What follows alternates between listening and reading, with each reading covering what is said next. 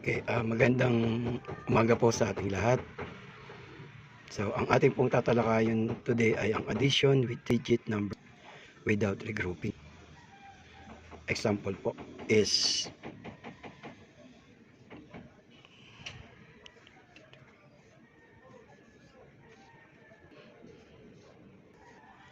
so 322 plus 514.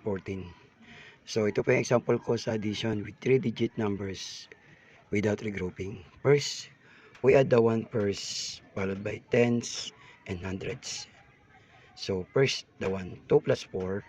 So, 2 samahan po natin ng 4 equals 6. Next is from tens, 2 plus 1, 2 samahan ng isa equals 3.